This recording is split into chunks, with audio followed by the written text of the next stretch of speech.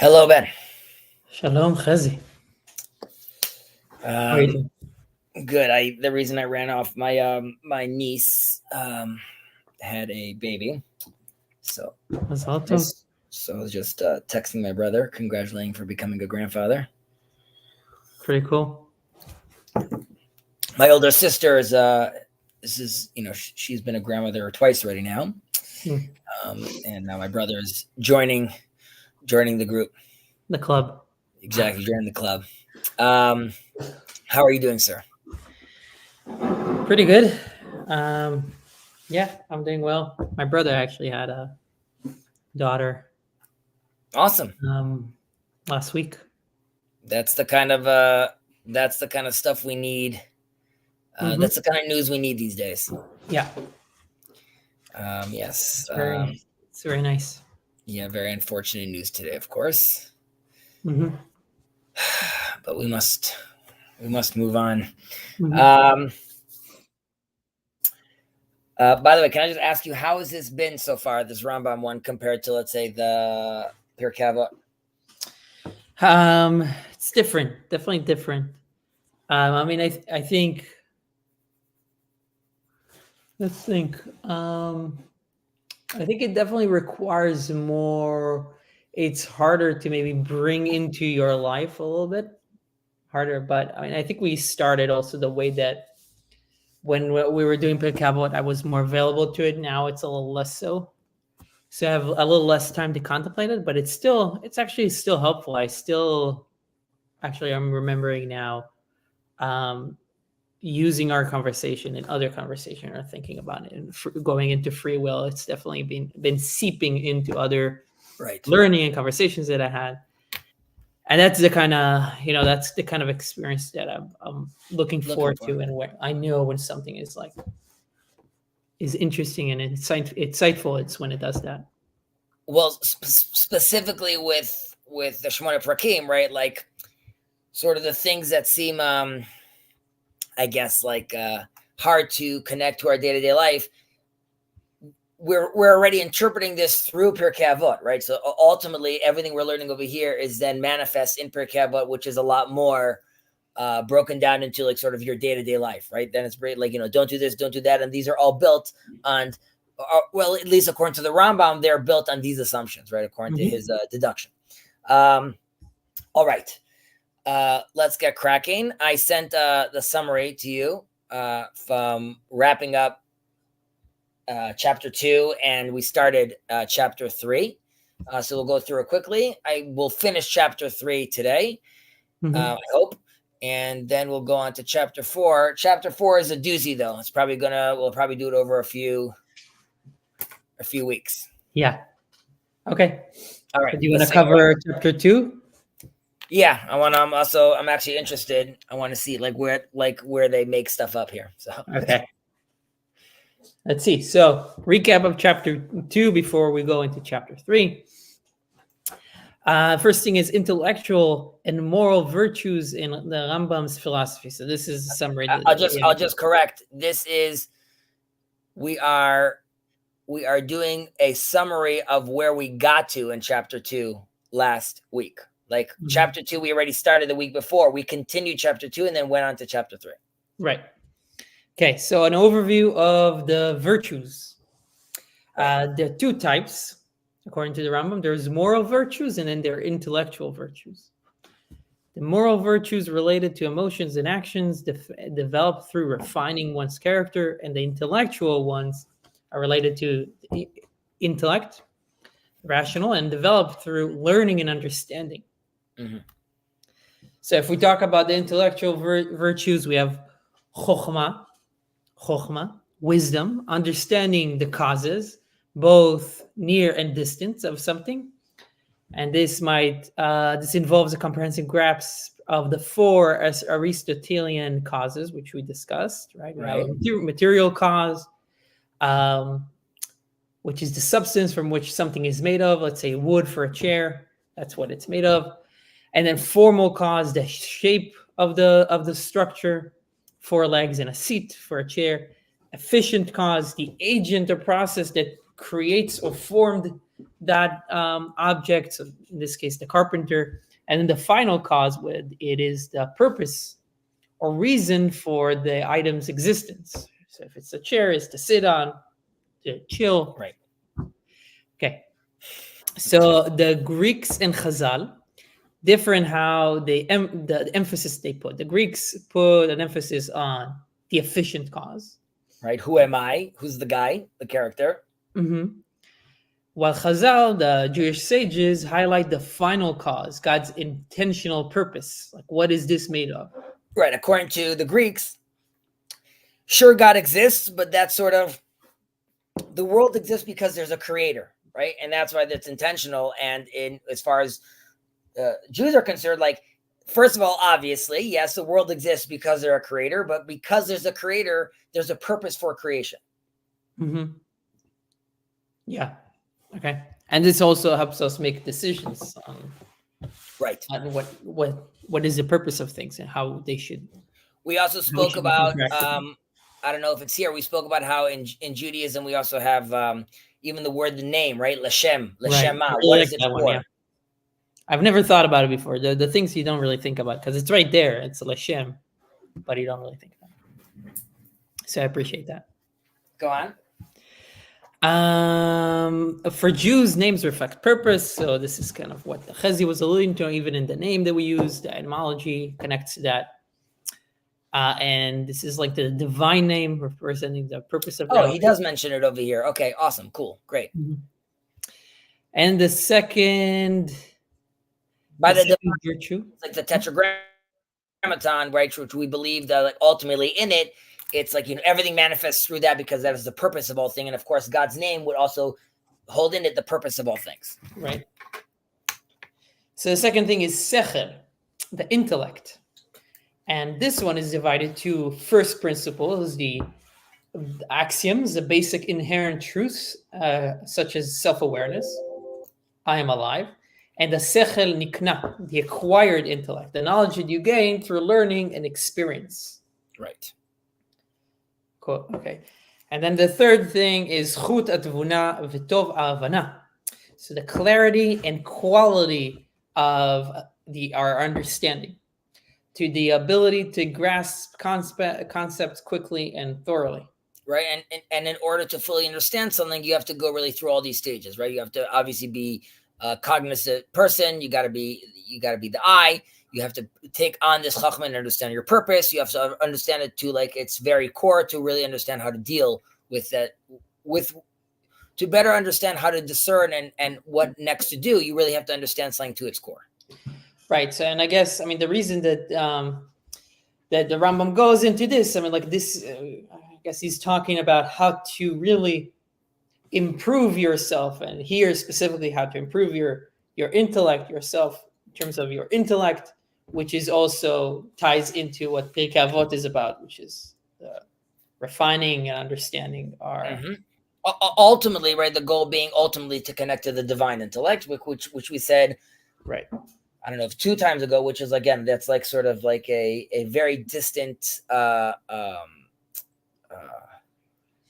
imprint of sort of what God's intellect is, right? We have like this small little version of that, and we're trying to get back to there. Mm-hmm. Right. So how to integrate these intellectual virtues, or how they integrate?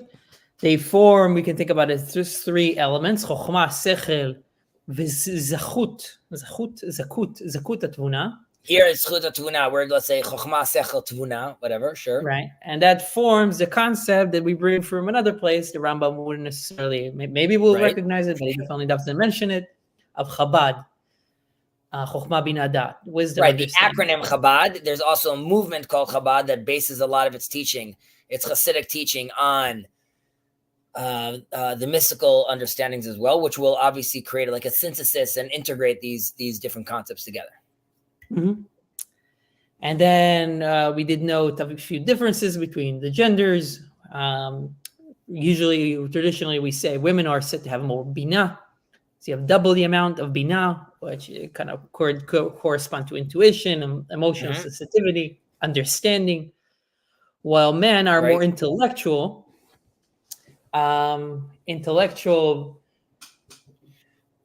It's not really. It's not really.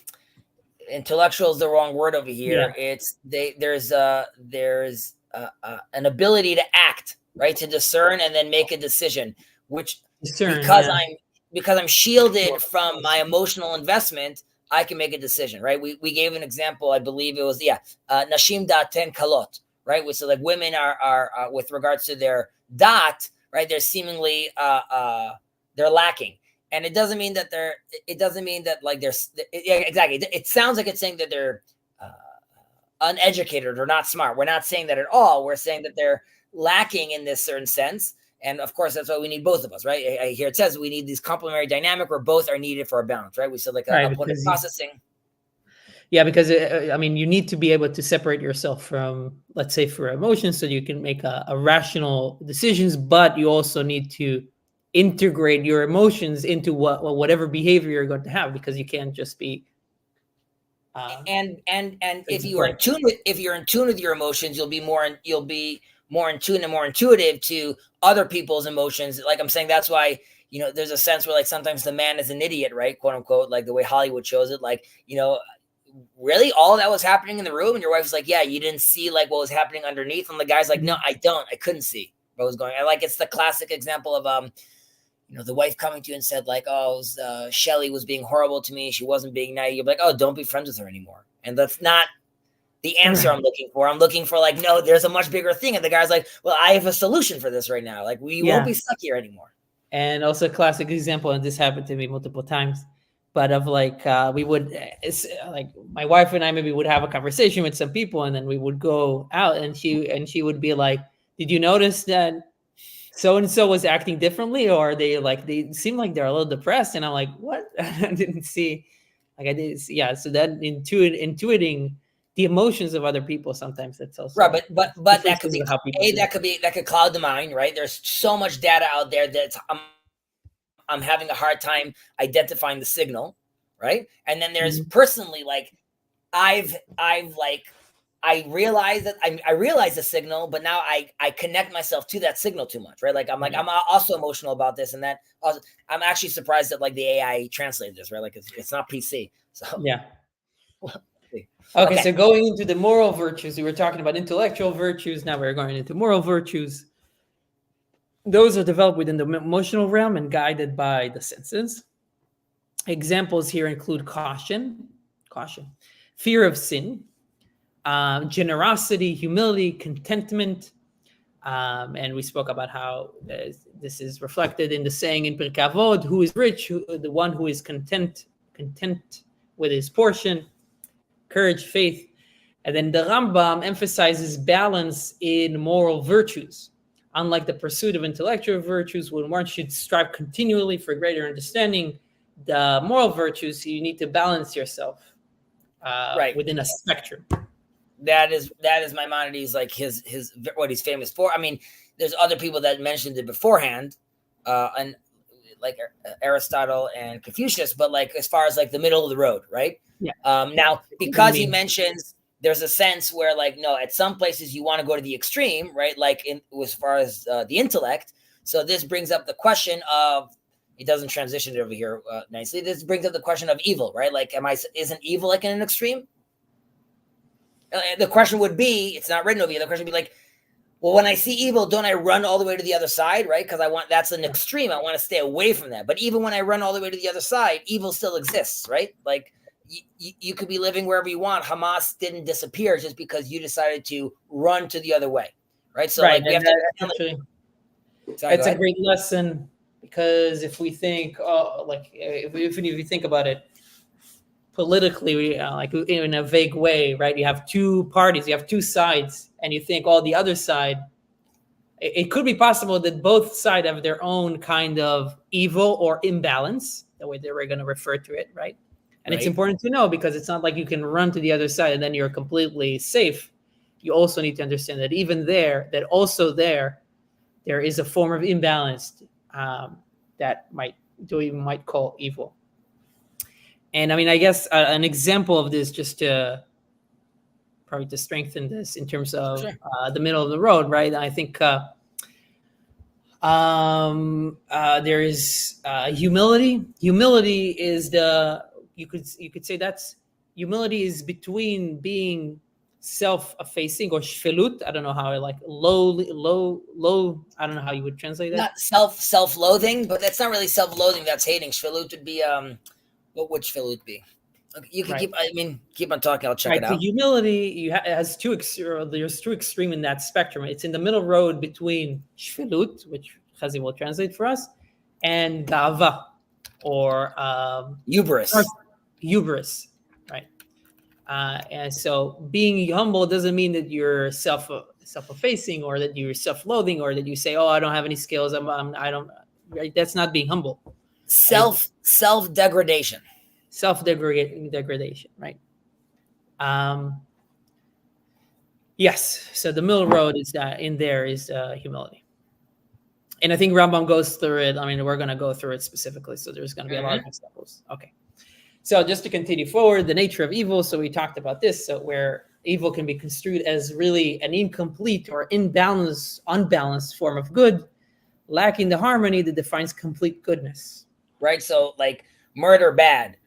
Murder for saving a child, good. Like I'm saying, the act itself, if oriented properly, is now no longer evil, right? It's how it's being in the context, how it's being done, how it's being oriented. Right.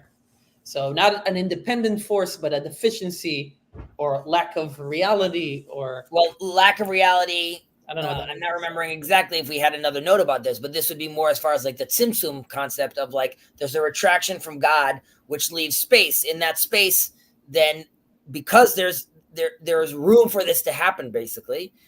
But even in that lack of space is still ultimately made out of God as well. The way we experience God in the lack of space, if unbalanced, we call evil. Okay. Yeah. And then we go into imaginal and physiological parts. These aspects do not fall under virtues or deficiencies. They either function correctly or not. So we talked about digestion as an example. This is you can't cultivate through effort. They are natural capabilities. I guess you might be able to influence proxies that could influence that, but not it specifically, I guess. I don't know. Maybe. I also, I mean, the Rambam talks about over here about like, if you're born with like a crappy imagination, even if like he says over here in the end, even if like you do everything, you still won't be able to prophesize because you need this. But I wonder, like, today there could be a man with like a crappy imagination and he takes some psychedelics and then he's like, now he has like a crazy imagination. Like I would wonder, like, is there? It would still, I feel like it would still be comparative though, compared to another person that's on like on a higher level. That person might go up, but it will still be from the place that he started from. That's true. But let's, I mean, you hear people say like, I would never have imagined, right? And someone sees something, and from that point on, now that changes their worldview. Now, I would agree with that. Let's say you could argue someone with like an extreme case, like, right, he can't imagine. It's just hard for me to think of the Rambam. I mean, it's classic Rambam. It's hard for me to, like, people are left outside, basically. Yeah. Okay, chapter 3. Chapter 3. So we went through this pretty fast, or we'll be able to go through it again. Yep. Healthy and it talks about. It starts by saying that people say that there is something as an unhealthy body versus a healthy body. So we can apply the same. Rambam says we can apply the same to the nefesh. And the main idea here is if a healthy nefesh consistently acts with good traits and behavior, while an unhealthy nefesh consistently acts with bad traits and behaviors, right? So what we talked about in chapter 2 relate to here. I think the second point is also good, that the physical health and illness are studied by medicine, right? While spiritual health is studied by examining traits and actions, ultimately, right? Like I need to see, I can't, my barometer, right, is not if you have temperature or not. It's really, I'm going to see how you're behaving, how you're acting. Yeah. So a healthy nefesh, another way to think about it is that the Rambam mentions is One whose traits lead them naturally to good and appropriate action is one with a healthy nefesh. One with an unhealthy nefesh is one that has traits that lead to bad and appropriate actions. And often, and I remember this point we also made, they're not even aware of their negative nature, whether it's intentionally or unintentionally. Right. Misinterpreting, right? It could be a misinterpretation or both of moral values, but it can also be just intentional. Wait, what was that? Scroll back up for a second. What was that over there? Comparison physical, just like the body can misrepresent taste. Seeing some are bitter and sweet, and unhealthy nefesh can represent moral values. Okay, right, exactly. I could be diluted into not diluted. I could be diluted. Diluted, exactly. I'm like diluted. I'm like, I know it sounds similar. I could be diluted thinking that the wrong thing I'm doing is actually the right thing, like you said, without even like a malicious intent. Yeah. Right. Okay. Misaligned perceptions. Right. So this is kind of hitting on the same point that we discussed. People with an unhealthy nefesh can convince themselves that harmful behaviors are beneficial. Right, I would say that, right. So an extreme would be like, I'll keep on drinking alcohol, even though I know it's horrible for me, right? An alcoholic. I can't control myself anymore. Or more, that would be like an ego, right? Unchecked ego. I think I know my way is the highway, and I'm not listening to anyone. And then I find myself in a complete skewed world. Right. And then you gave an extreme example of and used Game of Thrones as a reference. The Rambam doesn't mention Game of Thrones. Right, I'm glad it also doesn't say classic example, right? Extreme example of misaligned values. Right. Yeah. So the Rambam talks about Game of Thrones, of course. Yeah. And Rabbi Cook agrees with him about Game of Thrones. Right. But here we mentioned how they view their relationship, Cersei and Jaime. They're in an incestuous relationship, and they view the relationship as a loving relationship, right? It's beautiful for them, so it looks good, but society recognizes specifically in that show, exactly, like society. I mean, that creates a lot of instability because of that, right? Like they can't, like their father can't get things done because he has to be dealing and working around that. Right. We mentioned that the Rambam does note, he doesn't give the example of Cersei and Jaime. He does talk about how controlling strong life-rooted impulses like incest are extremely difficult, like one of the most difficult things to control. And Rabbi Cook, no, it was like Rabbi Cook agrees, comparing it to using an atomic power. That's not true. We gave the example of the atomic power. Rav Cook was not aware of atomic power at the time.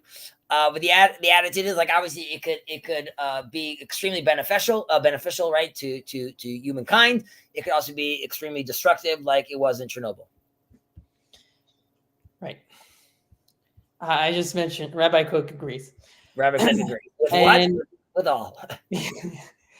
And then the final point, I think, is also a very important point. Misaligned values are a symptom, and they're not the root problem.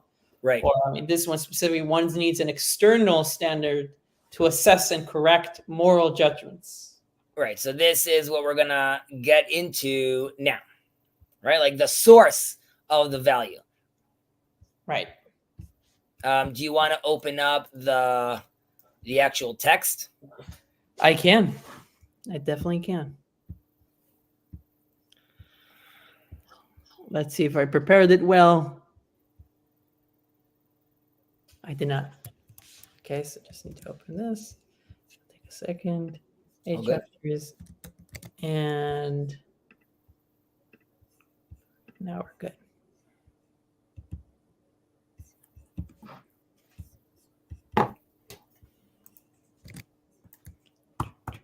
Okay. So we stopped off. We were reading through Ukmo Shecholei Haguf Yidmu, and Just a second. Safari is giving us some sure. This is 4. Oh yeah. Exactly. Perfect. No. Okay. we're about to say, yeah, exactly here. So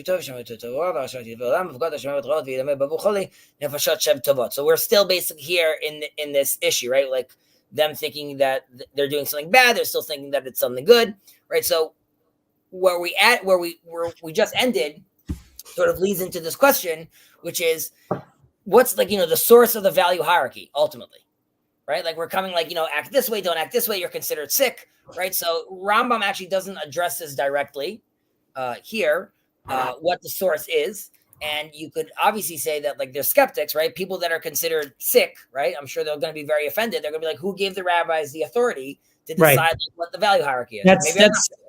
That's eventually where a lot of discussions lead, right? I mean, and that's the where are you standing question kind of ties into it, right? Yeah, I mean, I think that is okay. So that exactly, where are you standing? So, yeah. So, right. So we really have like we alluded to this also last week. We have like our morals versus our desires, or like the way Kierkegaard calls it, like the aesthetics, right? So, should we follow the objective morals, or do we desire like the or follow our desires, which are going to call the aesthetics, the things that look nice, the things that make us feel good? What are we deciding? What is higher on the hierarchy value? And we mentioned also how like we could see this issue in postmodernism, or let's say the woke ideology, where all narratives are equal, right? And no behavior really could be judged, even if it's like an extreme one, like a cannibal, right? Eating his neighbor, because like who are we to judge? We have to understand.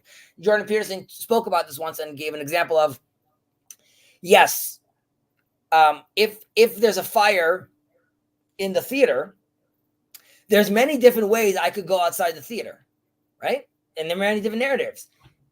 The smartest move is going to be to run out quickly, right? I could also decide to sing a song and close my eyes and run in circles, right? That's also a fair narrative. You'll just probably be burnt that way.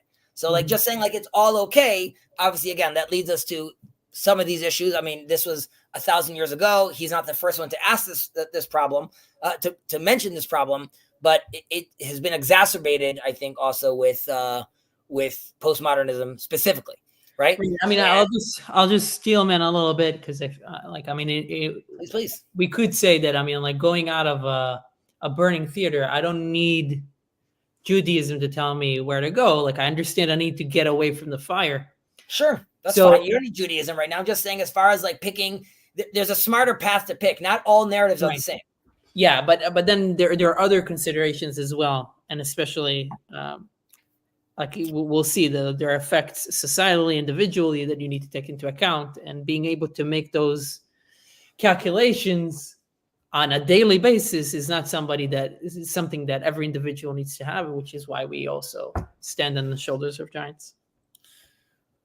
We stand on the shoulders of the giants. Well, speaking of giants, right? So, I mean, you could even see this playing out I mentioned this in the past, in the Greek myth, right? So you have what's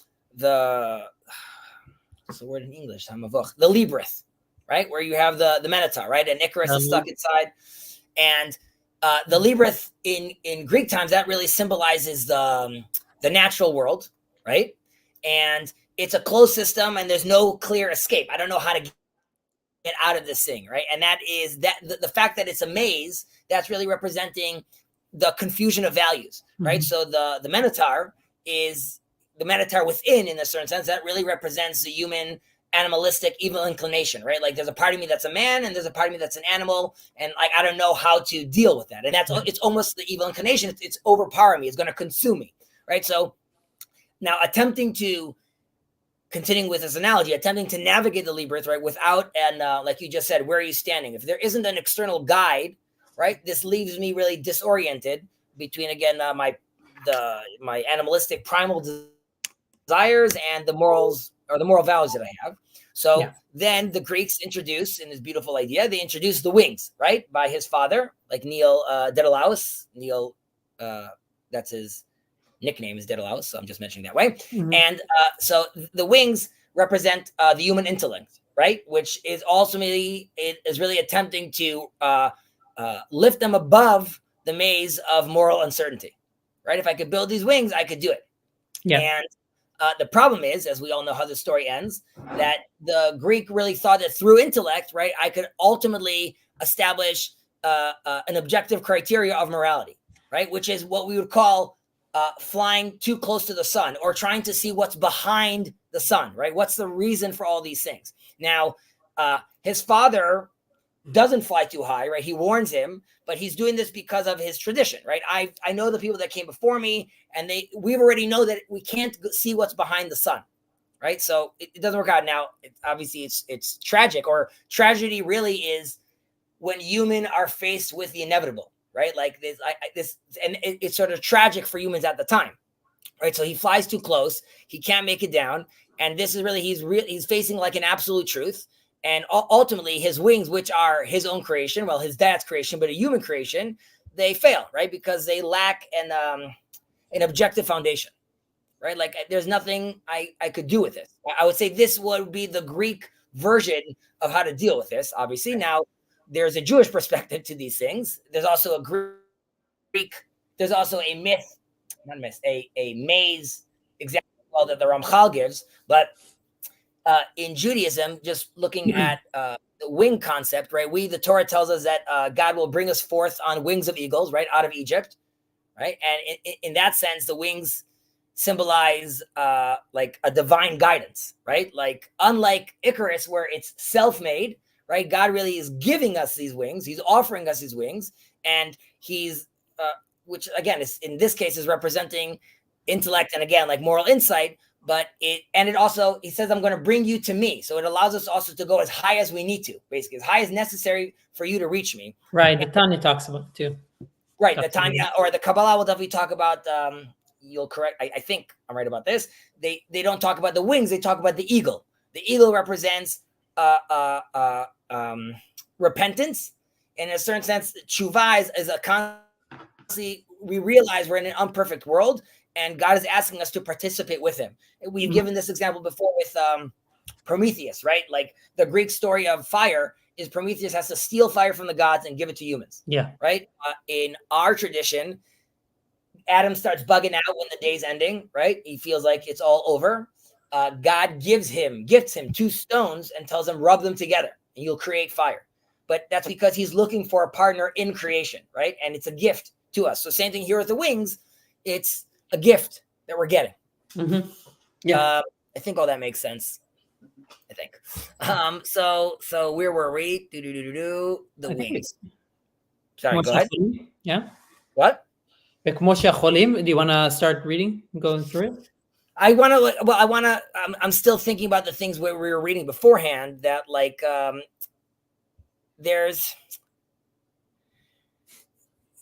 this really goes back to Revelation, which because I'm trying to again set our hierarchy values over here because ultimately, it's our perspective. We acknowledge tradition, right? So I'm giving kudos to Icarus's father from saying like, listen, this is not what the wise men do, right? He didn't fly too high, and that allowed him to stay safe. Or you've heard this term Chesterton's fence, I'm sure, or not? Yes. Right. So that does make sense. That does provide stability, being like, if it's not broke, don't fix it. But that's not a complete solution for identifying values, right? Don't change what's not broken doesn't mean I can identify the values right now. It just means there are some values that seem to be working, and that could be for many different reasons. Ultimately, this goes back to revelation, right? We need revelation to fully grasp the moral framework. And this is why it's going back to the concept of the maze, right? I need to be able to see something, identify something outside the maze, right? So I would mention that Ramchal has an interpretation of the maze. He talks about like the classic mazes that were around him when he was living in Europe. I'm sure you've seen these beautiful curated mazes that like right as people go through. And in the middle, there's this tall tower, right? And the central platform where traditionally you would stand above, if you would get lost, you would raise your hand and the guy would tell you, walk left, walk right, and then you'll be able to go outside. So this, in a certain sense, is the prophet through God getting that information from above and letting you know, take a left, take a right, right? So we have an exterior perspective looking at these things. So and now we'll go into the next part. Rambam doesn't actually delve into the origins of the hierarchy value, right? This was just like me talking about things that I mean, obviously our sages talk about this, but things that I've studied. Rambam doesn't address this directly. He more talks about it. I'm just reading the Kuzari, so just going. Sorry, what are you saying? In my other Chavruta that shall not be named, I'm going through the Kuzari now. With Jacob? No, another one that should not be Another named. one. We don't know. We don't know about this one. You're going through the Kuzari.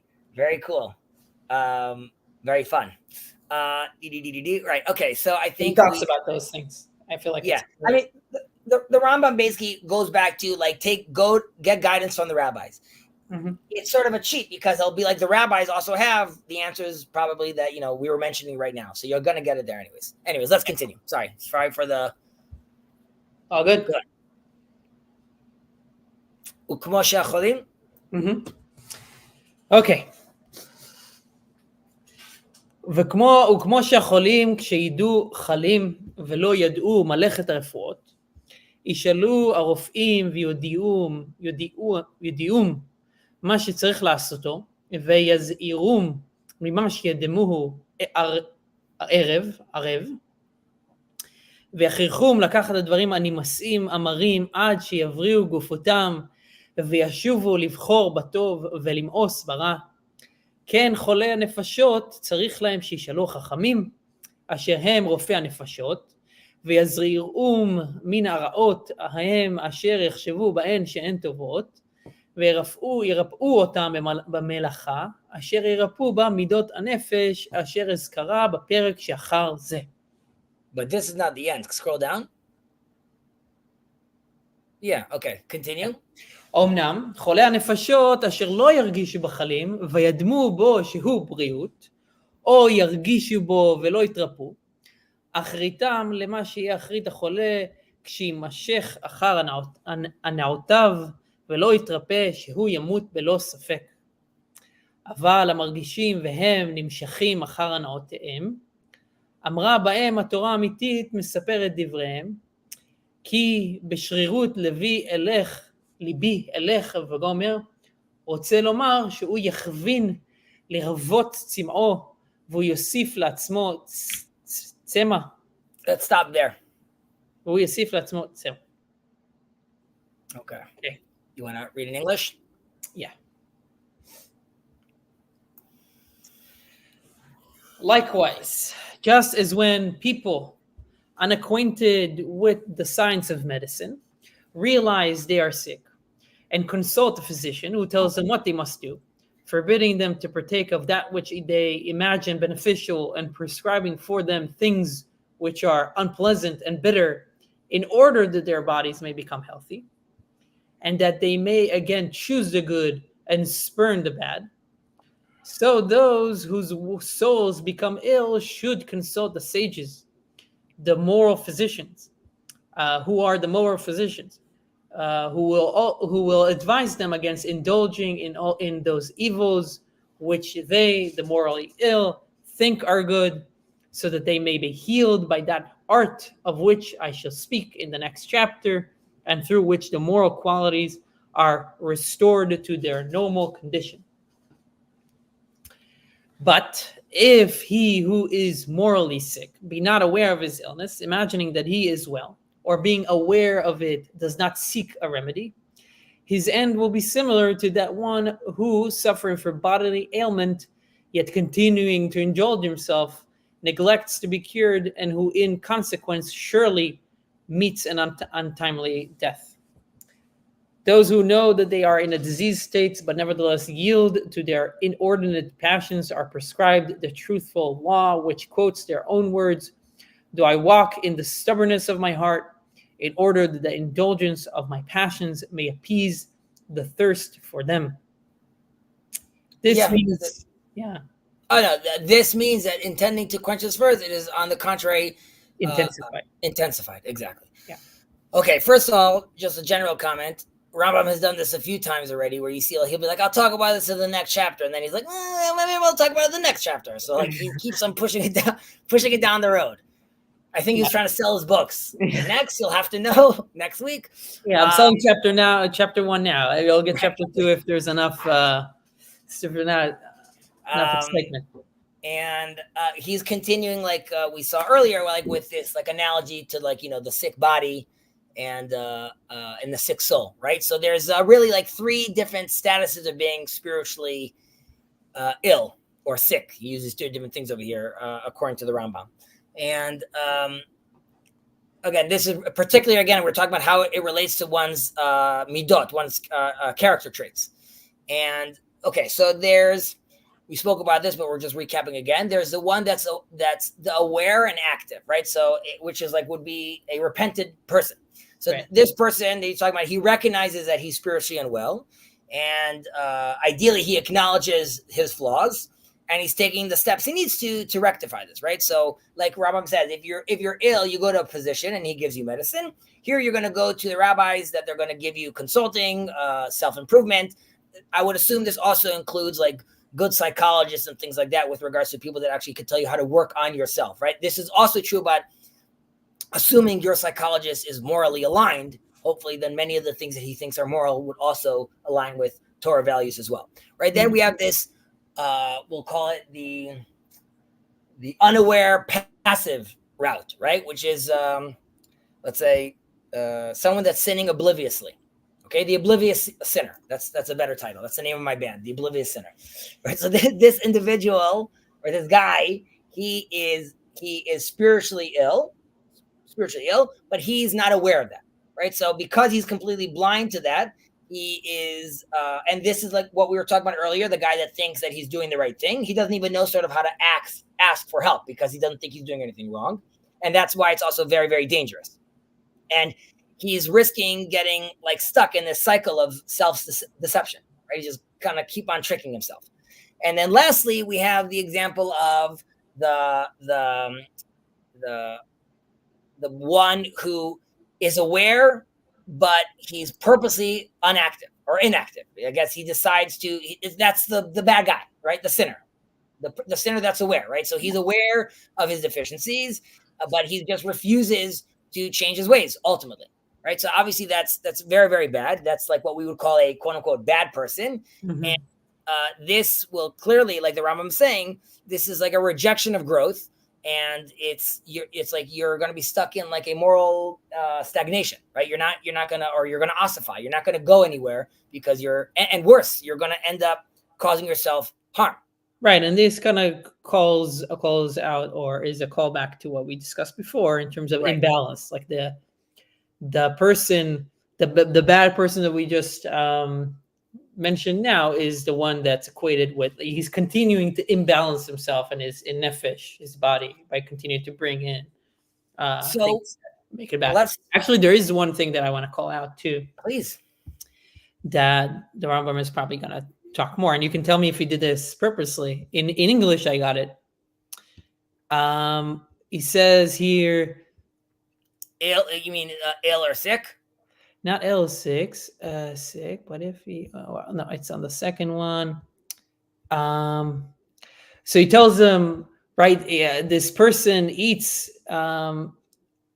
He tells them for the physician, right, or the sage tells them forbids them of taking things that they imagine beneficial, that are sweet. I guess arev is sweet, right? And he prescribes them the opposite, right? Things that are unpleasant and bitter. I want to keep on smoking. No, you should go jogging.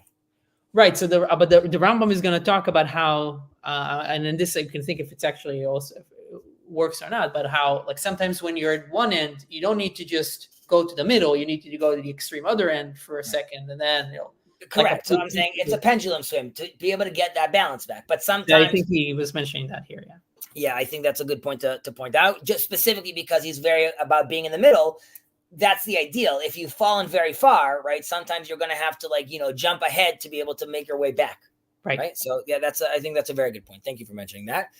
Let's just for a second though, just because these things are intense, Rambam is, again, he's telling us that there's severe consequences to these things. The way he's talking about over here, they're going to bring your untimely death. So that's obviously scary.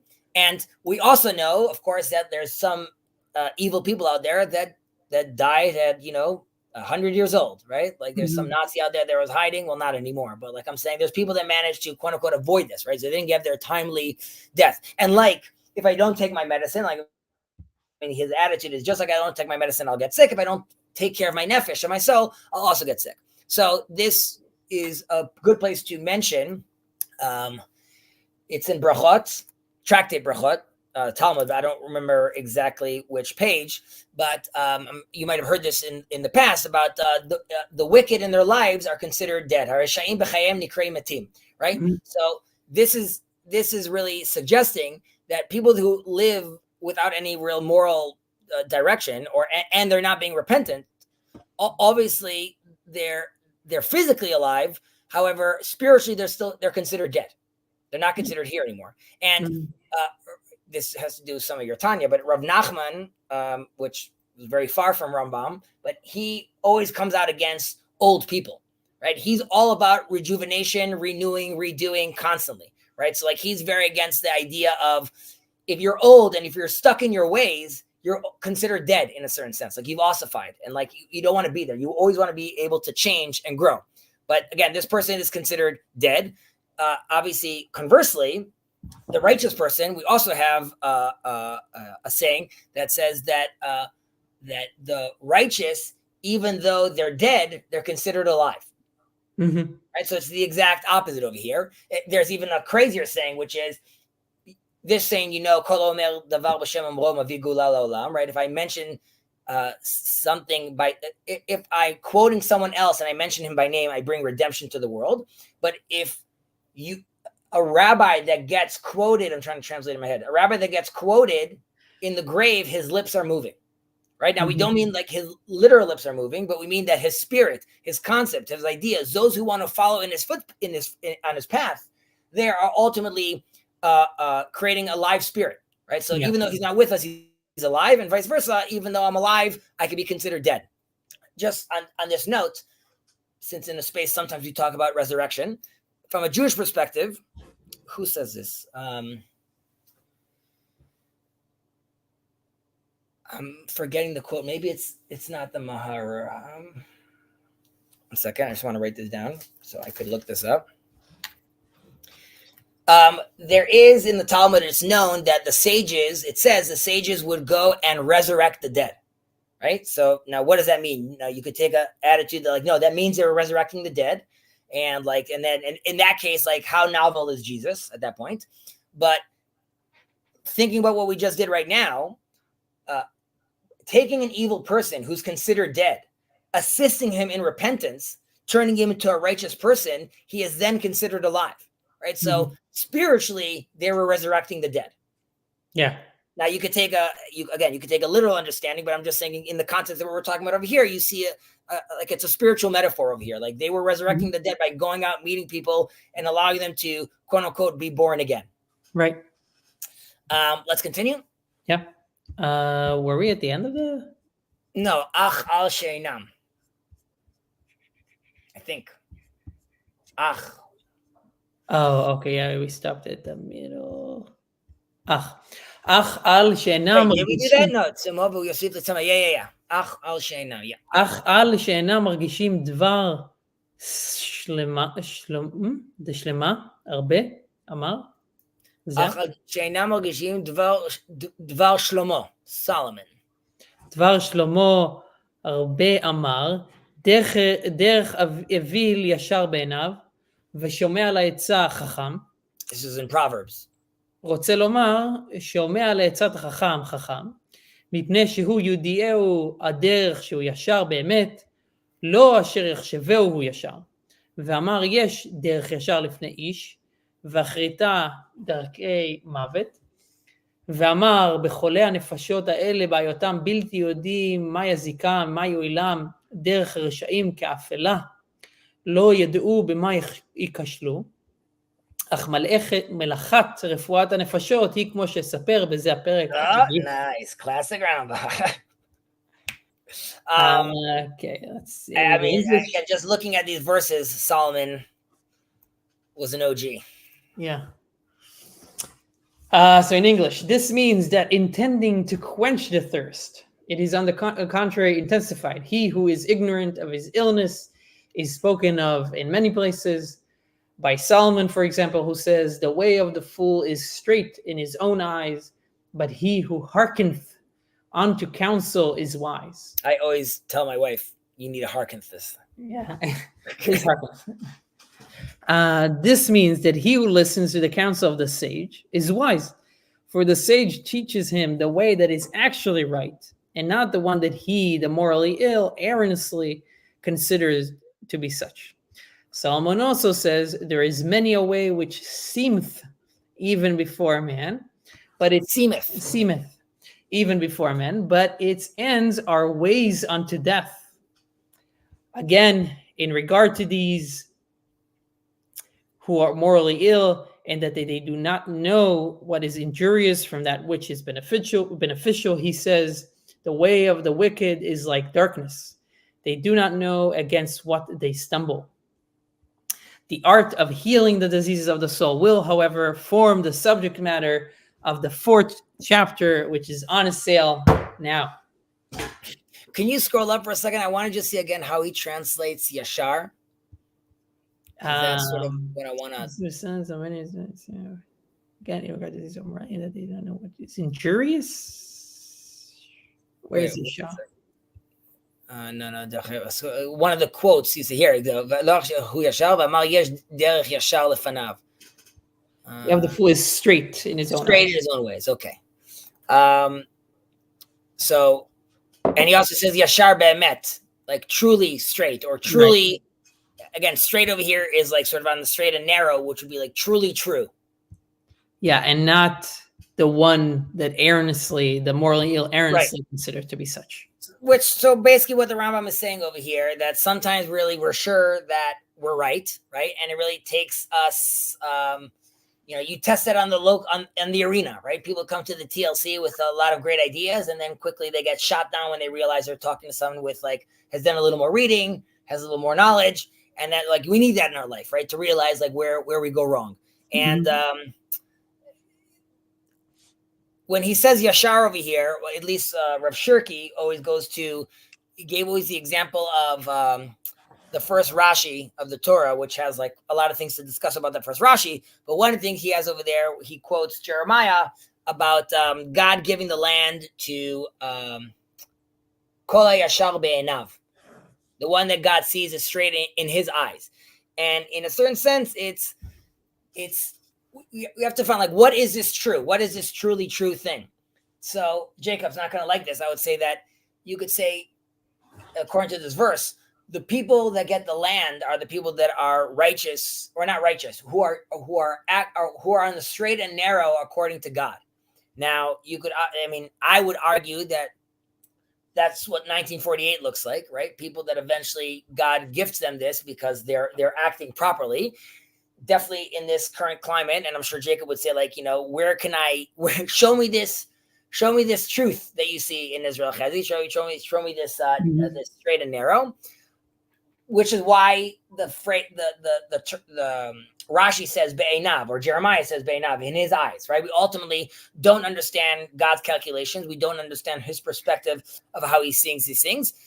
However, even if we don't fully understand it, we still know that it's an ethical criteria that we're being told over here. So even though there is definitely wiggle room to understand, to better understand what it is that's being asked of us, we know that it's ethical.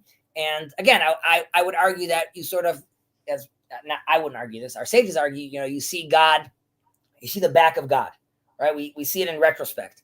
And to start figuring out the calculations, whether we're worthy or not, is above our pay grade. But we hope that in his eyes, we're worthy. And on a personal note, I hope Israel, both the people and the nation, step up their game and make sure that we're worthy both in God's eyes and the world's eyes. As should we all. Yes, Bezrat, with the help of God. What time is it right now?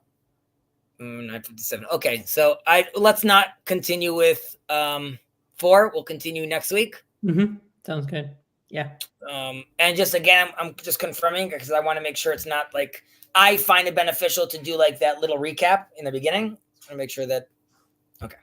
Yeah, great. It looked good for me. It seems like RJ liked it.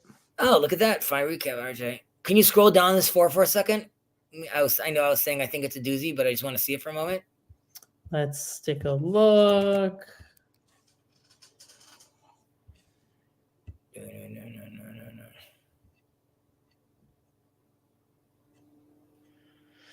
Yeah, we're talking about the middle, right?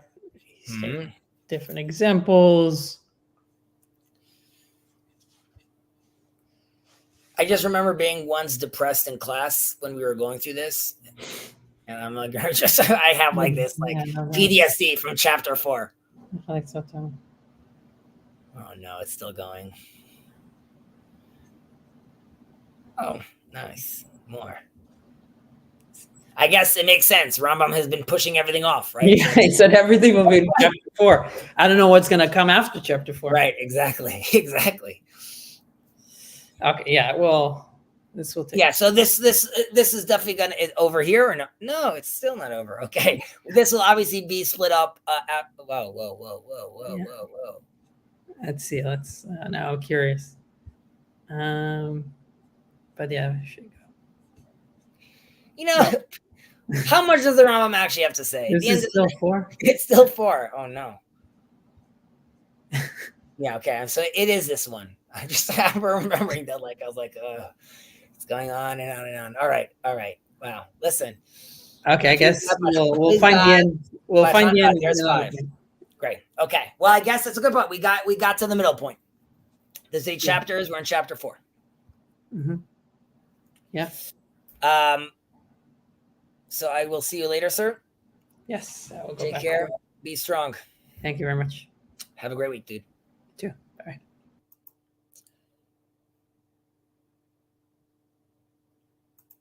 Oh, hey, I would have told Ben to stay. Yeah, you could happen for a few minutes if you want. I have like did I put a link? I did put a link. But yes, feel free to jump on if you want to. I'll be here for like another 10 minutes. I hope those who are watching enjoyed the class. How many were watching? I don't know. Jacob told me I can't trust these numbers, so I don't know how many are watching.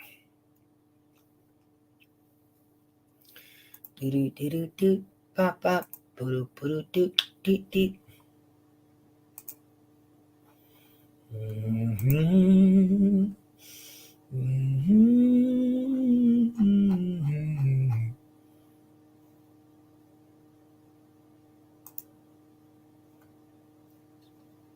You coming, RJ?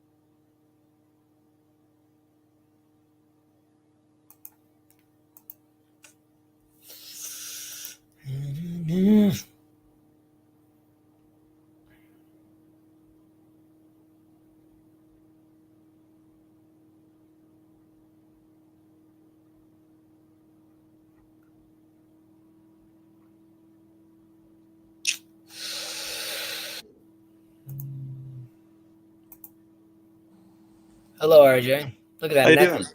Look at that necklace. Thank you. Oh yeah, just something I picked up. It's like 17 bracelets like this. So see, you got it on your neck. Hey man, it's in. It's very in. What's going on, man? How are you doing? Good. Just traveling a little bit, visiting some family. That's nice. Checking out a potential new school, that kind of thing. Had What some new time school? to listen in today. I'm thinking about going to school out in Colorado. So potentially switching some graduate studies. You just want the psychedelics that are now no longer illegal. So No, dude, so okay. actually, like consumer behavior, that kind of thing. I got you. Okay. Going with any friends? Yep. I was visiting some friends, staying with a friend, visiting some family next up on the list. No, but I'm saying in Colorado. I'm saying you have your boys in Colorado. Yeah. A couple of friends from college have moved out here, and some Nice. friends from back home. So I'm actually going to go win at Magic the Gathering in just a little bit for those of us who know how to play a real card game with a Gotcha. lot of more tedious rules. Yeah, I have a client of mine from Boulder. He goes on and on how amazing Colorado is. Oh, So, it's beautiful. Would you like to see a little bit of a view? sure. Let's see here. This would be for I graduate can't see school. the phone. Yeah, this would be for graduate school. You know what? I'll just turn this around so you can just see. Maybe you can see some of the mountains out there. No, right now I just see No. porches. Right now it just looks like any town, but I trust you. So, yep. You sent a comment. I was asking Ben about it as well, if he felt like the recaps were beneficial or not. Yeah, I think they even though definitely the were. AI lies, but generally speaking, it's doing a good job. Yeah, I really liked how you guys covered the different, I guess, say types or typologies that the Rambam tends to cover, as well as definitely drawing out that he's going to say next chapter quite often, and it's important to find some of those through lines and track them through, which is not always easy. But I was wondering if you had any thoughts as far as the almost a parallel to the other three, or is it 3 or 4 children at the Seder table? It's 4 children. Thank you. I always tend not to consider the one that can't ask almost. And I that's something that pops up for me. I think there's certainly a lot to play with there. But it'll be interesting to see in the same way that gets discussed. We'll see these kind of different approaches. Sometimes the one who can't ask is, I mean, there's been a comparison between the 4 who entered the mystical orchard, the Pardes, and then there's the 4 sons, right? So the wicked is like Elisha ben Avuya Acher that becomes a heretic, right? He wouldn't have been saved. He doesn't make it out. He doesn't survive spiritually. The wise man is Rabbi Akiva, who understands these things and comes out peacefully. Then there is the simple one, the Tam. So that's Ben Azai, who goes basically crazy, but like sort of like he's simple-minded, like we can't do anything with him. And then there's the one who can't ask, which is Ben Zoma, who dies, right? The one who can't ask is like sort of he doesn't even know where to start. So again, these are different modes. We all of us are, the 4 children are in all of us. And we have to be able to figure out, like, again, like how to place them all together. I think in the same way that we could have that stubbornness in our own way, like that you guys discussed earlier in all of us as well. So definitely very excited. Sorry, I've tried very bad bandwidth down here. So did you think the Game of Thrones example was okay? A curveball to say the least. I do think it's fun as a way to draw out for people who are less familiar with the tradition that the way things are discussed is through some of these extremes. And It's not to say this is what we're supposed to be doing, even though that the principle is not quite the right term, I don't think. But I don't know, the given situation they're examining can be extreme. That doesn't mean that it's condoning that given situation. You shouldn't really take out single lines from any of those books and be like, okay, here they're saying to do this. It's like half the time they're saying to do the exact opposite. Correct.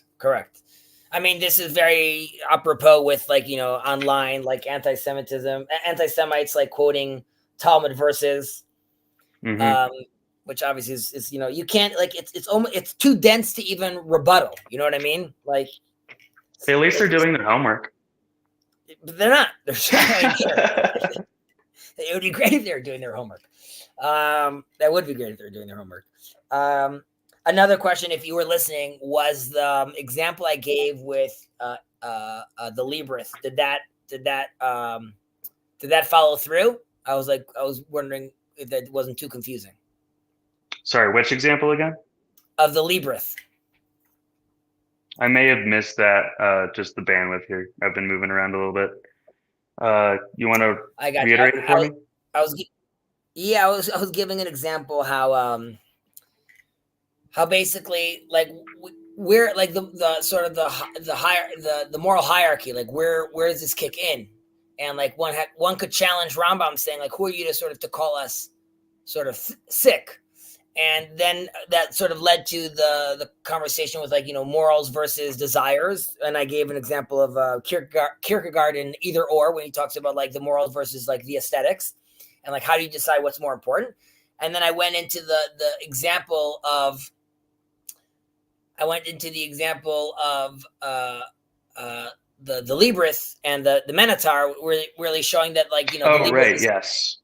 So I wanted to make sure that the maze and kind of not having a way out, as opposed to really looking at the the 5 books as forward looking, and that they push forward, as opposed to the Greek corpus, which is very self-contained and is pointing at things as more or less as if they're permanent and can't be changed. Not to say that isn't Definitely also pointed at in the 5 books, but there's certainly the pattern that's presented in the first book, and by mid numbers, because I'm not going to mispronounce things on stream if I can avoid it. You're definitely pushing through the wilderness, and there's a continuity amongst the different scenes and chapters and verses that is not there when you're looking at the different dramatic plays that have been preserved. For example, and that really plays out in the philosophies and the ideologies that have come down to us. When you take a look at some of the great writers and great thinkers of the last 200 years or so. Exactly. I mean, ultimately, like, I mean, that's also what tragedy is, right? Which is like I was mentioning how like him flying too close to the sun, right? Or him trying to understand like the objective criteria for morality and not being able to do so is another. The tragedy is the despair of facing like an absolute truth, right? Like, and you only have human made principles to try to deal with that. Like, then you don't know how to handle that ultimately. And I was stressing the idea that the wings are of his own making, right? So that's why, like, because it lacks like an objective foundation, he falls. Obviously, the contrast is in the Jewish approach, right? When the wings are gifted to us by God. I gave the example also in Prometheus, where like, it has to be stolen. And again, here in Judaism, it's gifted to us. It has to do with the co-creation. And specifically, like you said about the tragedy or the like faith, like your fate in the Greek stories is sort of sealed, right? Like it's a closed circuit. You can't escape. The Jewish prophets don't tell you that. They say like, you could change, right? Like this bad prophecy could happen unless you take agency over yourself, and then you could manifest a new destiny. That's very foreign to the Greek concept. Yafeh, I got you. What would you, I mean, we still have like probably like a few more months of Rambam, but ideally, what would you want to study if you could? You could select, if you could decide. Oh man, there's really not much I would try to select apart. I think like when you're going through things for the first time, it's important to take it as it comes and to look forward through the text, and see how it builds upon itself, especially with people like the Rambam. That being said, as we go along, when there's important relationships or things being pointed out by Rambam, or important to understand about what was going on and how he might be handling a situation, that's always good to call out as well. You mean like historically and from a context perspective, like what would make him say these things right now? Exactly, but that also, like that being said, also the things that he says in the Hebrew that he doesn't say in the Arabic, for example. if we're going to be fair and in a relation of what his, I guess, spirit and thought were, I think that's fair to do. And it's also important to say, like, there is a time and context to say certain things and to be respectful of certain situations. It's no one's trying to pick a fight or say anybody's wrong or tell anybody how to live their lives. And I think we're trying to preserve respect for how things can be done. You have your way, I have mine to a certain degree. Even if Rambam is saying things should be X, things should be Y, it's like a sick body, that kind of stuff. So I think just remembering that he's from a different time and context, and as we review his language, it's not like we're the ones saying this is how it should be. Also, and that's very true. And I mean, we mentioned this in earlier chapters where, like, we have a moral obligation to really, Rambam says, to sort of ask questions, challenge, and to get to a place where like even more rudimentary concepts of God get washed away from us. However, he also says, but that's not for the masses, or at least at the time, that's not for the masses. They should just listen to the rabbis and, like, keep on, like, with their more basic understanding, because he understands who he's dealing with, right? It's also in the context of, again, there's the political things going on with him being a doctor, with, for the authorities over there. There's him dealing with the different communities, such as in Yemen, and people are having serious questions with regards to resurrection. And so he has to be speaking in a certain way. I would think of, 1 second. Hey, Okay, Kirk. just real quick, as a disclaimer, if my mic starts cutting out, I'm gonna have to leave. Right now, there's a hurricane, and I think the Wi-Fi is gonna stay on. And I don't think it's as bad as it's gonna take out the electricity, but I can't guarantee. Well, I think But you should stay safe. I'm inside, so I'm fine. But I think just to make sure. But I think the electricity is fine. Thank you. Well noted. And we missed you during class. And I'm sorry about that. Oh, good. I lost my train of thought. Yeah, I was going to say that I was thinking after this with Ben to do the book of Kuzar, but he's doing that with someone else.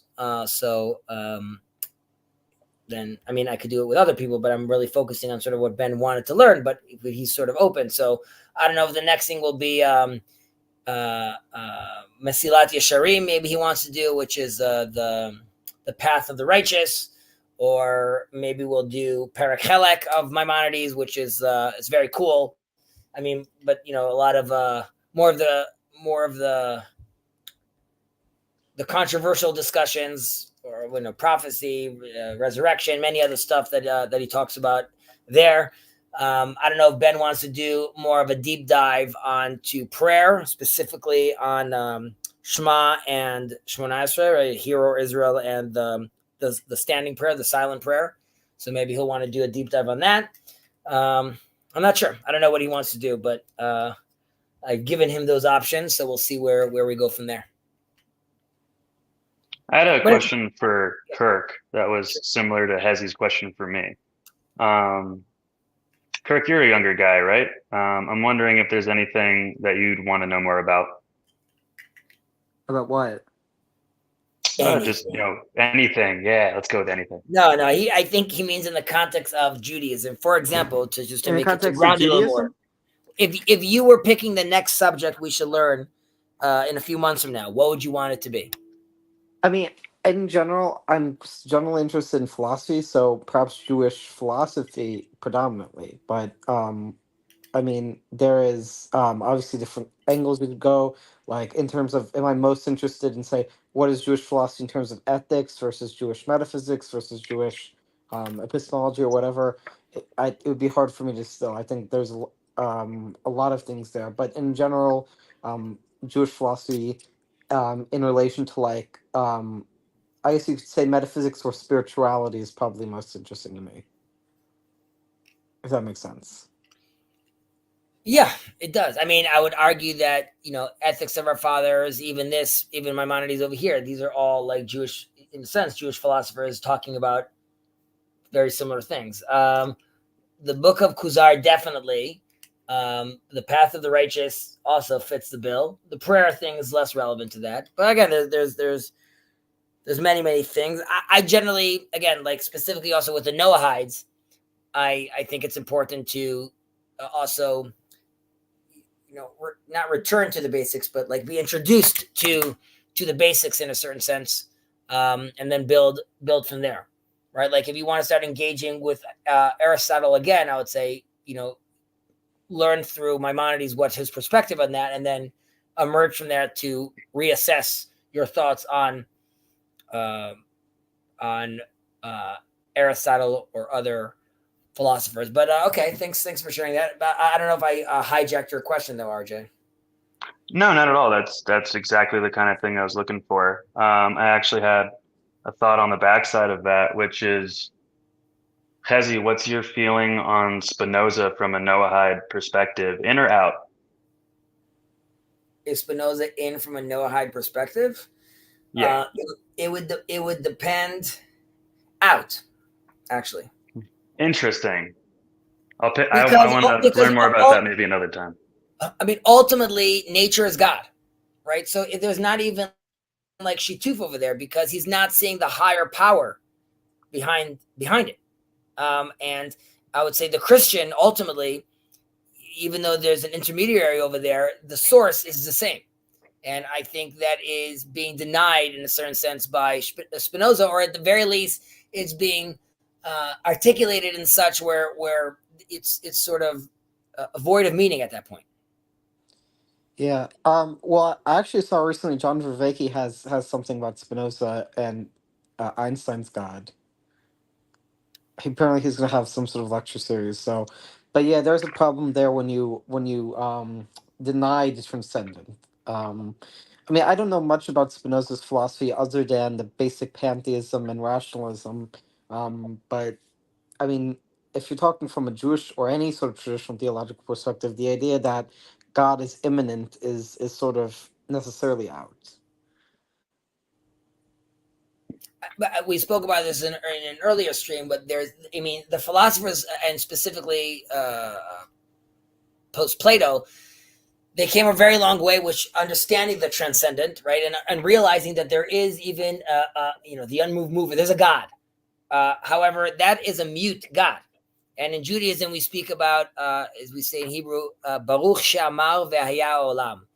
Blessed is he who spoke and created the world, right? We have a verbal, communicative God, right? So while the philosophers came a very long way, there's still ways to go. I mean, that was then. Today, obviously, with Islam and Christianity. Well, out of curiosity, who's your favorite non-religiously Jewish philosopher? Like, who's your favorite non-religiously Jewish? So non-religiously Jewish. You could say secular or Christian philosophers, or well, first of all, I guess my favorite philosopher is my grandfather. Yeah, but he's an Orthodox Jew. You're right. He's an Orthodox Jew. I understand. What about Levinas? Would he be considered? Or is he still too Jewish? I mean, I guess you could say, but I mean, more. I mean, probably someone more like Heidegger or Spinoza. Yeah. Okay. Heidegger. Really, I was gonna say let's say Eric Neumann, but that's not really. I mean, that's also philosophy. But or I guess you could say Lacan. I'll include psychologists, so like Lacan or Freud or Jung. Jacques Lacan. So yeah. So if you're including psychologists, then I would say, well, I was definitely formed by my father, and my father is like a diehard Freudian. But ultimately, I would say Eric Neumann was very impactful on me. I see. It's just how about you, RJ? Oh man, my favorite. That was the question. Yeah, non-religiously Jewish philosopher or psychologist. Ideally anti-Semitic. We just really want ideally anti-Semitic. Okay, there's no bias. Okay, well, if it's ideally anti-Semitic, then Heidegger's back in. but No. like, hey Herman man, Cohen. I can point out things about grammar in different languages too. Anyway, what's my favorite? I guess maybe Kierkegaard. That's a good choice. If we're gonna narrow it down to like who's in what group and stuff, but it yeah, I'll go with Kierkegaard for the time being. Well, Maybe so even Camus. I mean, it's tough to say. the Camus thing good, about but sad. Kierkegaard is that there's something more individualistic about Kierkegaard than say Heidegger. Like there's something more there's something more poetic, I could say. Um like cuz I don't know, it's sort of a romantic feeling. But I mean, and Camus, to be honest, I mean, he's a philosopher, but a lot of it's more literary, and I think he's not as systematic of a philosopher as the other philosophers. There's a lot more poetic language, but I wouldn't say it's. I would put him on the. I only put him on my favorites list because I just appreciate Lachute, the Fall, from like just how he wrote it and what he's getting across, and just very good. Well, And believe it or for an absurdist existentialist, he wound up being very optimistic and pro-life, which is interesting. And I don't mean like in the political sense. I mean he just very much embraced and thought living was a good thing. Kirk, what was this? who you started 11th grade now? Yeah, but like I said, hurricane. I understand the hurricane, but I mean the second. But like you started September 1st. But my question more is, who are you chilling with any one of your friends in school? Like, do you guys talk about this in recess? Yeah. Well, not. I don't usually talk to them about philosophy. I usually talk to my friends about like music or the weather. I usually talk about more casual stuff, unless they're an adult friend or something like that on the weekends. But no, I don't usually talk to the friends I have that are my age about Have philosophy. you identified? It's not that they're not smart. I don't want to demean them. It's just two different wavelengths of interest. Right. So I mean that I would say that's probably the common case with most kids your age. But have you identified anyone that you could talk to these things about, or at the very least, have you found a Well, teacher that you could discuss these things with? I know some who I probably could, but like the thing is, I just don't want to like get in anybody's face about something I don't want to talk about. So like I usually don't approach strangers unless I've already seen them sitting, say, on a lunch table for like several times, and I know them generally, right? Does that make sense? If I am familiar with somebody's personality, eventually I might want to prompt, but I just am not very confrontational, if that makes sense. Okay. Perhaps it's a character flaw. What do you do for fun, Kirk? So sometimes I do chess, sometimes I'm starting to go to the gym to go swimming. Uh, at around noon. Um, so I like swimming. I don't really like other forms of exercise other than swimming. It'd probably be better if I started lifting weights, but that's not really what I'm doing right now.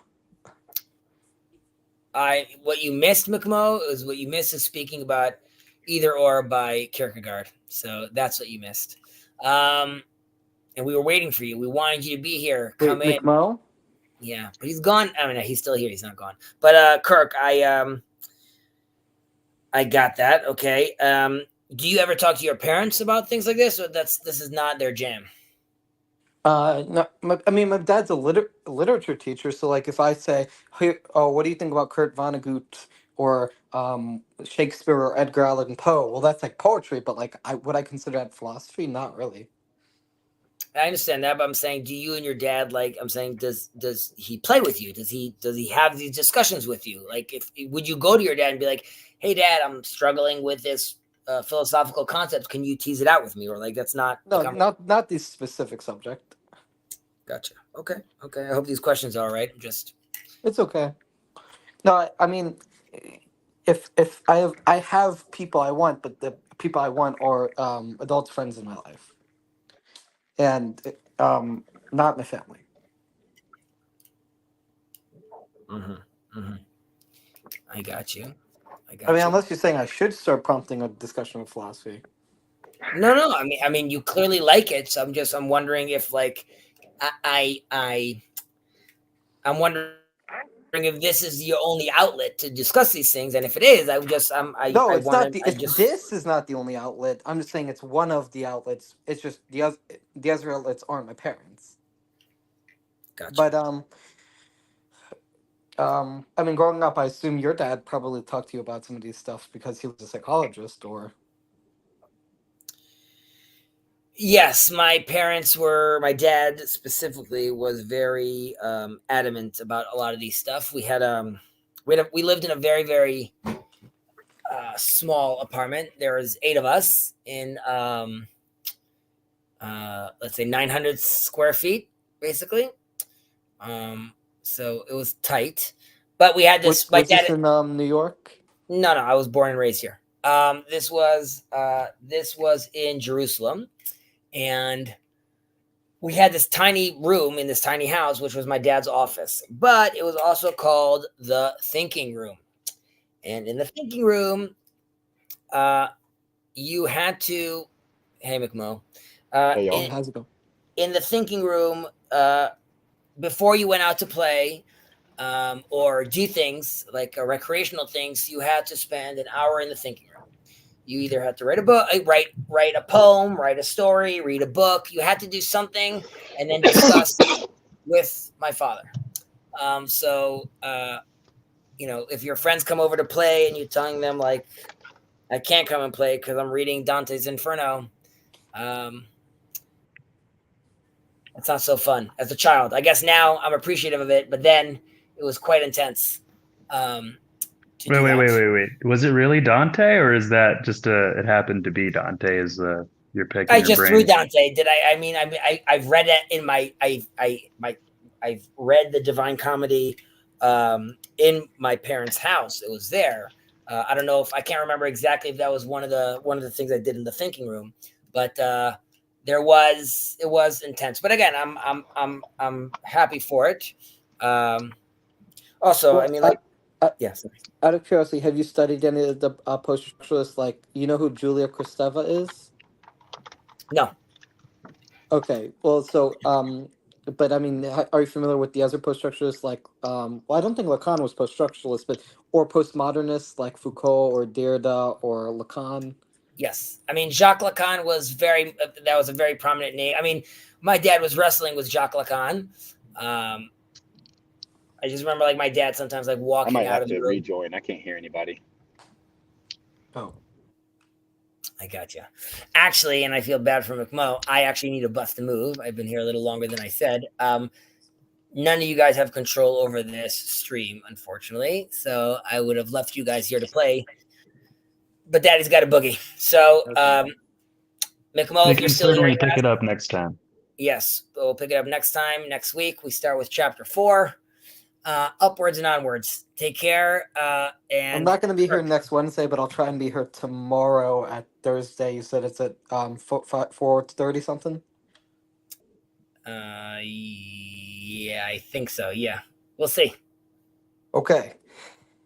And also make sure you have some plan to deal with the political situation, because you got it, buddy. Everyone's looking at you guys now. I'll make some calls. I'll see what I could do. Okay, peace. We'll talk, Kirk. McMo, the party's over. This thing down? I'm shutting it down, but I want to be gracious. How are you doing? I'm good, man. I just got off. Well, I'm technically still on at work, but I got back to my hotel. I got to enter in all of the people I talked to today and that kind of thing. So, successful day? Yeah. I'd give it a B+. I wasn't kind of doing the things I like doing the most, but wasn't doing my least favorite things either. So, how long have you been in this gig? Coming up on 3 years, I believe. Feels like I'm still kind of in my first year in a lot of ways, but yeah, it stretches me a lot. Kind of have to be less artistic, more by the books. It's kind of interesting. I mean, I could put it in probably an either or frame. Sure. but it's it very much is a I still struggle to sacrifice my aesthetic whims, we'll say. The life of the aesthetic man is still calling at all times. So doing what I don't want to do, is kind of the name of the game in a lot of ways. But then also I'm very blessed. Like I'm not bad at my job. I'm just, I just don't like it that much. So, but that's the relevant question for today, right? As far as Kierkegaard goes, like, do we prioritize our personal freedoms, or do we, adhere to like an established moral framework? And man, I wish I could have been here earlier. I have lots of thoughts on either or, but man, yeah. Do you feel like this current job is, current, like 3 years, is this it, or like in like another year it's time to say Shabbat Shalom and find that new thing? Well, Lord willing, this is not what I do for the rest of my life. That being said, I may be making more money now than I am for the rest of my life. In some ways, probably not, but it's a possibility. And so, yeah, it's a little bit of golden handcuffs. It's a very, cushy job in a lot of ways. And especially for someone like me who doesn't have a college degree, it's a lot of money for someone without a college degree who's not into trades.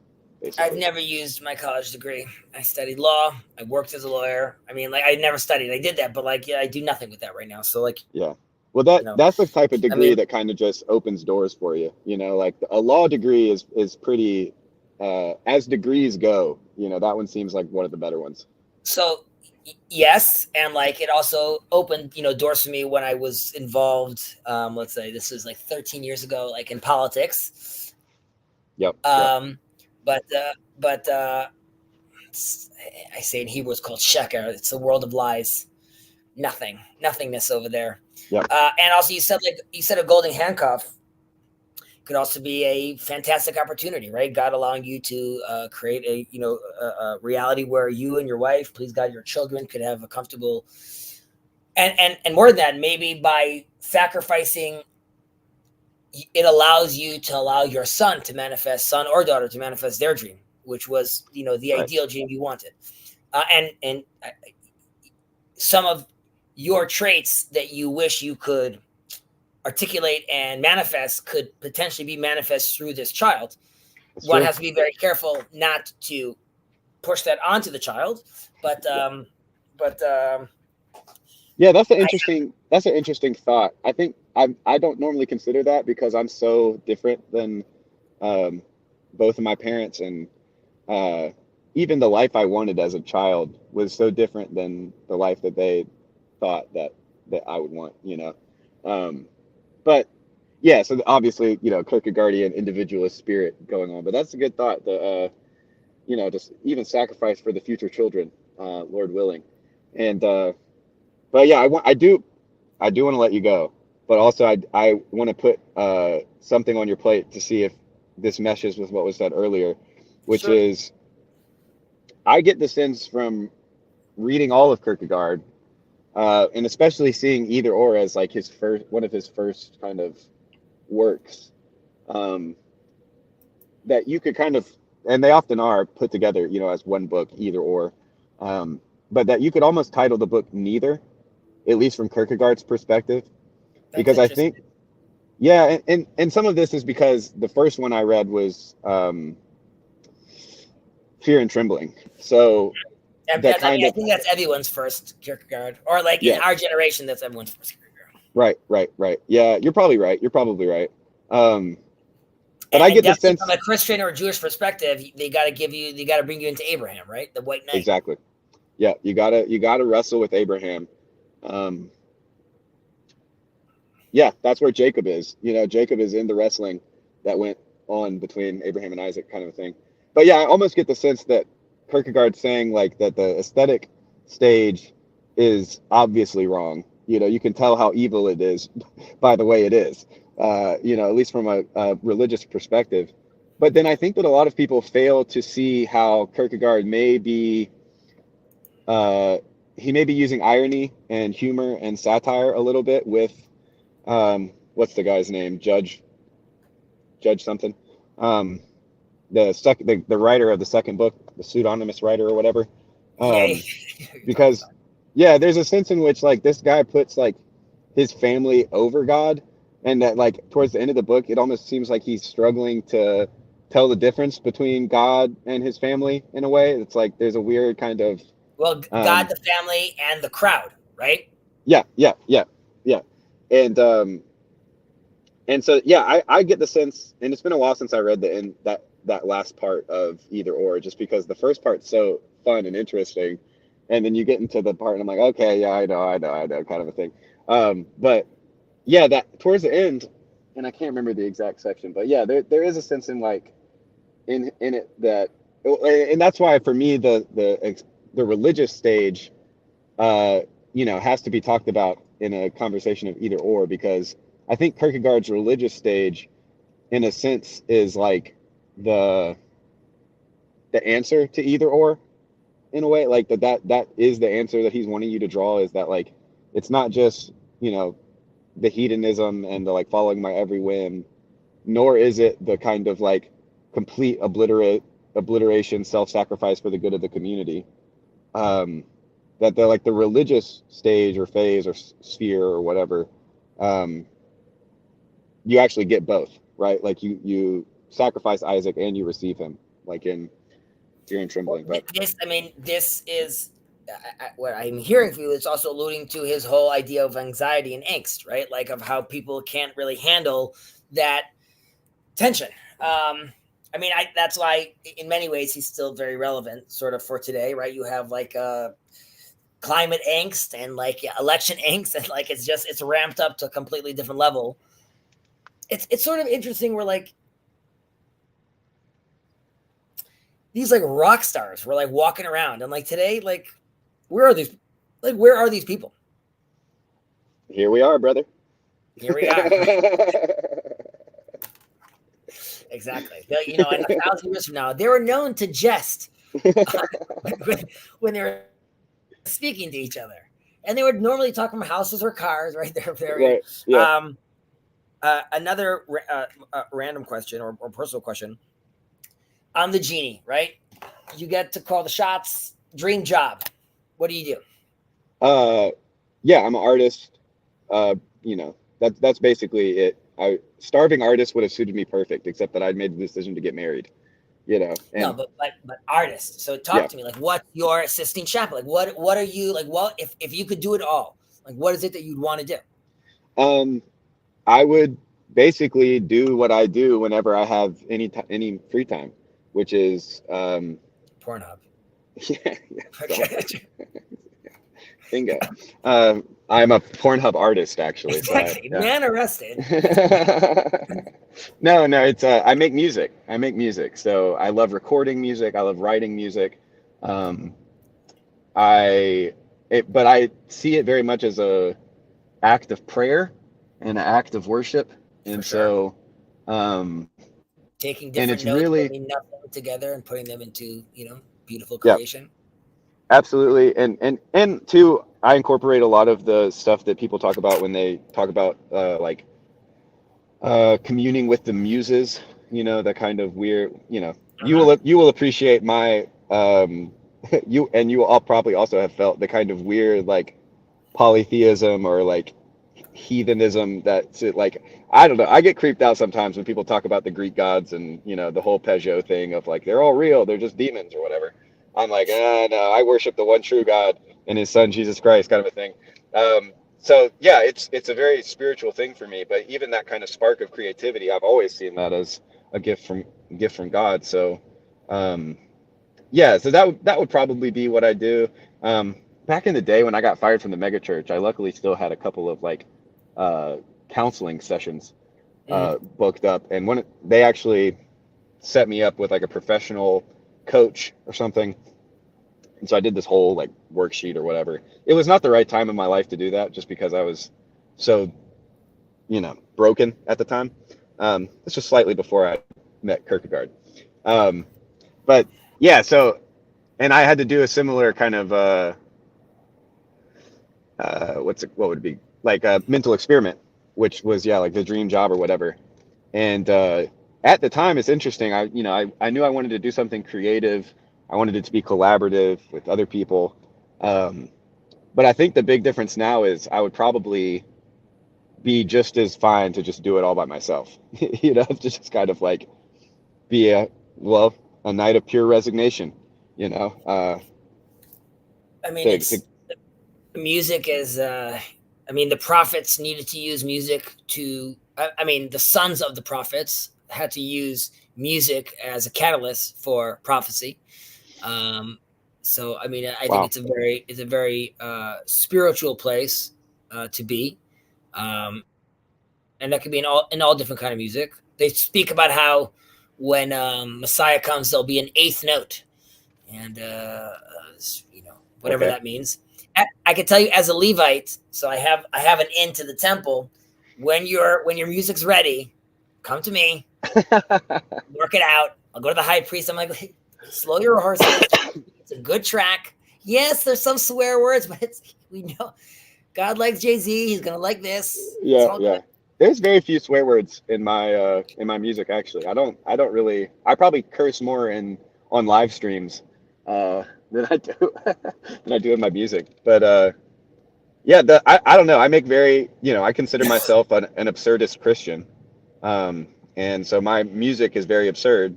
But I think it's still, as much as music can be Christian, I think it is, or religious for that matter. Like I do consider it religious music, but it's just, it's so niche and weird that I hesitate. Music is niche and weird. Yeah.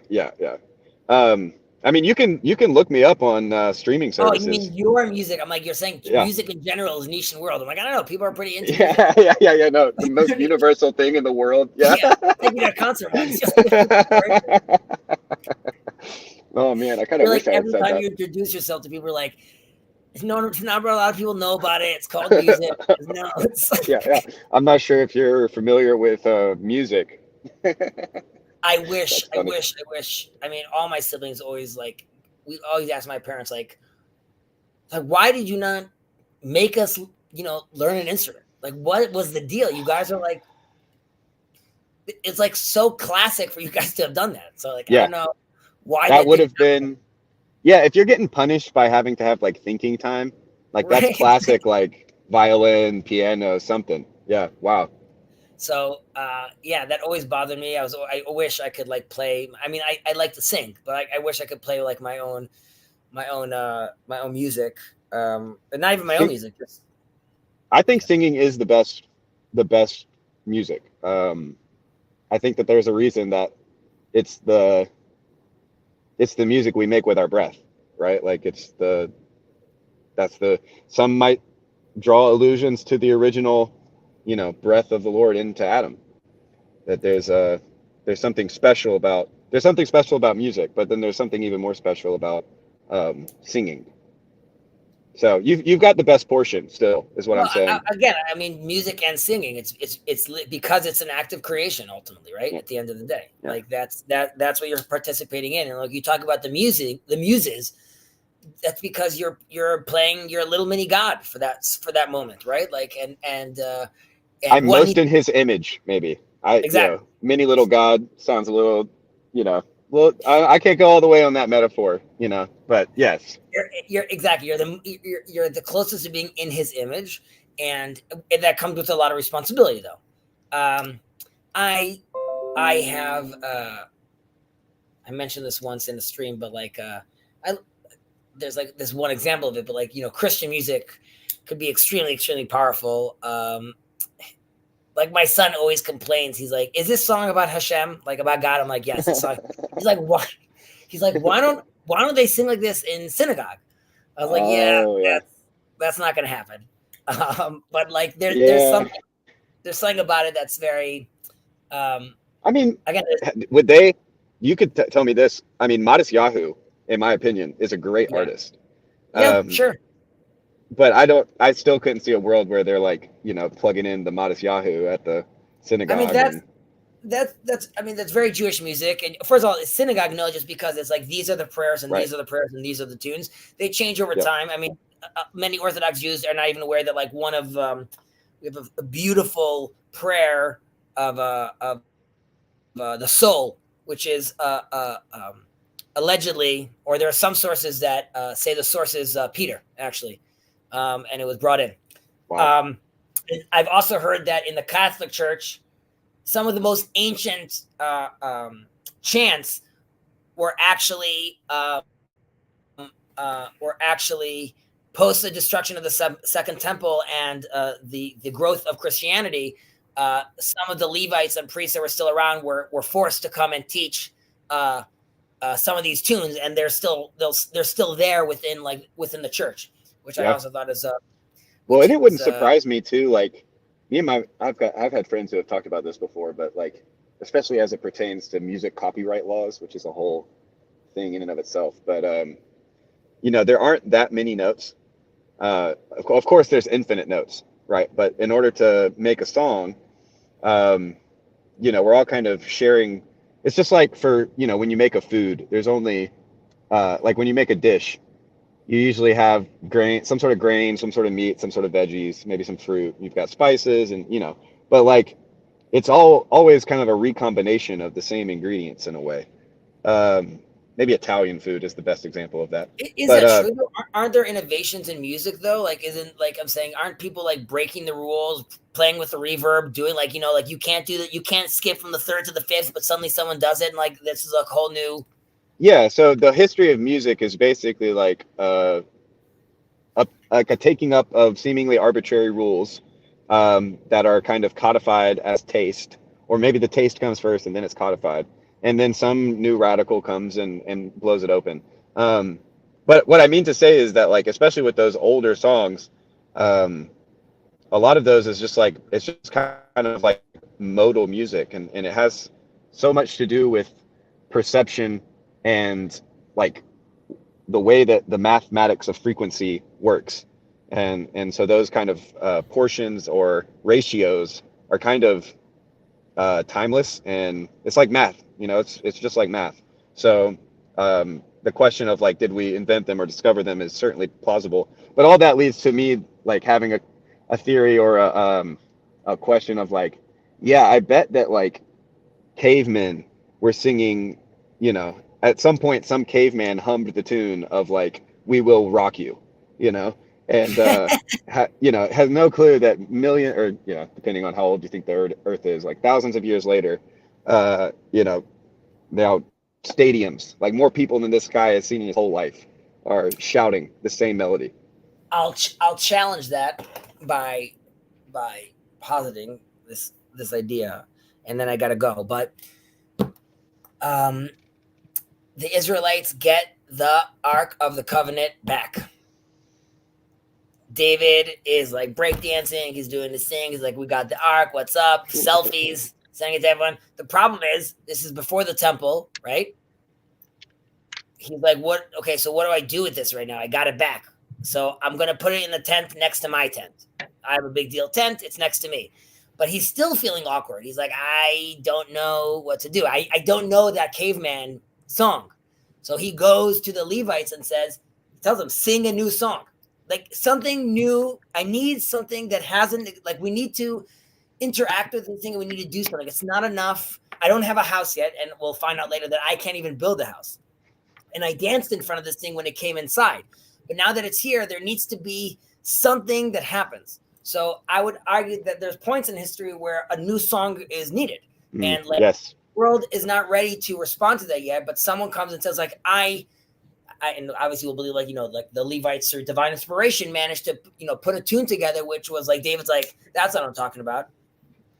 And like, exactly. that felt to him as real as a response that needed to happen. And he didn't say, let's gather the Israelites to walk around this, or let's gather the Israelites to give money for this. It was like, no, I need something else. I need something that's going to resemble, and you could look at the 12 lost tribes. I need something that's going to take abstract and bring it together. Right. So Yeah, well, and I don't mean to take away from that at all, because I'm a huge proponent of sing a new song. But yeah, and another way to say that is like there's only one hallelujah chorus. I don't think that they're going to improve on that in heaven or anything like that. The new kingdom. Yeah, like when Messiah comes back, I don't think it comes for the first time. Whatever. I don't think that he's going to make too many improvements to joyful, joyful, we adore. Like it kind of is what it is. It's like it is. I mean, there it is. So is that this is silly because the word is actually mistaken, but putting that aside, like, the song Gyra? I know. Probably. Yeah, probably. Okay, so I mean, in Hebrew, it just means he'll see, but I understand that that train has left the station already. But Right. I don't know. Like there is. I mean, even the way the voice itself has developed, I think there are innovations there, and I'm with you. Like, okay, we know now, I think, that if you're playing a certain frequency and you put like water on it or sand on it, it will actually create like a geometric shape. Yes. You know what I'm talking about? Right. So Oh yeah. we know that Cymatics. now. You could argue like they knew that then. Sure, who knows what the Egyptians were doing with their sounds and their stuff, and they're moving their pyramids, but arguably there's like a whole nother medium that you could add on to this, right? So like the visuals and the music, and then visuals, music, the right aroma, right? So these things stack over each other, and you really to give you like a full sensory experience. I'm sure it was pretty crazy. Hezi, Yeah, I you mean- asked me earlier about if there was anything that might be good to go over, and I definitely mistook the question. But I think this is a great topic. Looking at some of the different songs, and Micha Mocha, of course, Song of Songs, of course, those kinds of things, but maybe looking at them as songs.